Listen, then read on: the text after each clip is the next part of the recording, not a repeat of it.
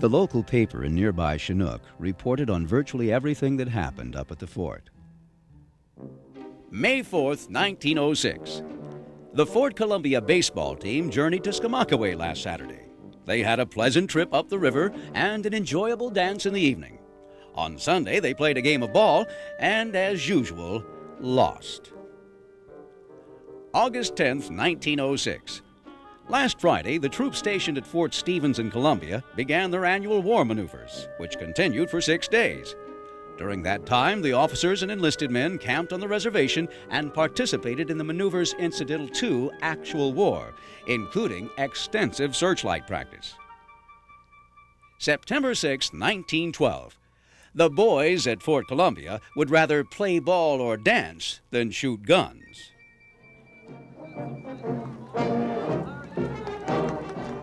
When the United States entered World War I in 1917, the number of troops at Fort Columbia swelled to more than 400. We lived in tents that winter, one soldier later remembered, with a little river running through. The post now had more soldiers but fewer guns. In October 1917, the 8-inch rifles of Battery Ord were removed for service overseas. They were never returned or replaced. More changes came when the war was over. The rapid-fire guns of Battery Crenshaw were declared obsolete and removed. The garrison at Fort Columbia was reduced to a caretaker unit of no more than 2 or 3 men who looked after the empty fort buildings and the 2 remaining guns. But in 1941, as World War II loomed ominously on the Pacific horizon, troops returned once more to defend the Columbia River. Mines were laid in the channels again, with the help of a local ferry. Camouflage nets were hung above the open gun pits of Battery Murphy to hide them from enemy planes. During this period, we were on the alert for Japanese attack. Leaves were only given for emergencies, and passes were very limited. Once a month, those wonderful people of Iwako would bake pastries, and we'd get musicians from the 249th Band at Fort Stevens and have a dance. With the men restricted as they were, this was a great boost to morale. Colonel Fred J. Owens retired. On the evening of June 21, 1942, observers up on Scarborough Hill saw flashes in the night sky. A Japanese submarine cruising off the coast of Oregon was firing on Fort Stevens. 9 shells landed harmlessly, and American guns did not return fire. But soldiers at all 3 river forts remained on alert all night.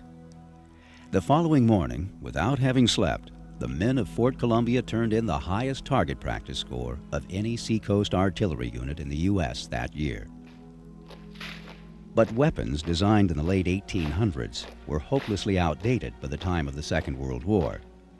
In an effort to modernize Fort Columbia, construction began on a new battery in 1942. Communications equipment and ammunition rooms were buried underground in a reinforced concrete structure. Hood-like shields of steel were installed to protect gun crews from enemy planes. But before the new 6-inch rifles arrived, World War II had ended. The shields were removed and scrapped. It was not until 1993 that a rare surviving pair of these guns, complete with cast steel shields, were installed at last as exhibits at Battery 246. In the summer of 1945, with an Allied victory all but assured, the minefields were pulled from the river, and the troops prepared to go home. The age of old-fashioned fixed artillery seacoast forts was over. Within a few years, the Army closed its Columbia River outposts, and historic Fort Columbia, still looking much the same as it did at the turn of the 20th century, began a new tour of duty as Fort Columbia State Park. Yet even with its guns removed and its soldiers replaced by park rangers, Fort Columbia still played a role in defending Washington.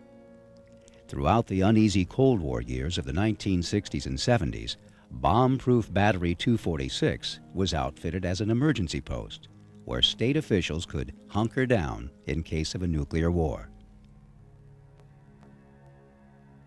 In its half-century of service, from the days of the Spanish-American War to the end of World War II, Fort Columbia never fired a single shot in combat.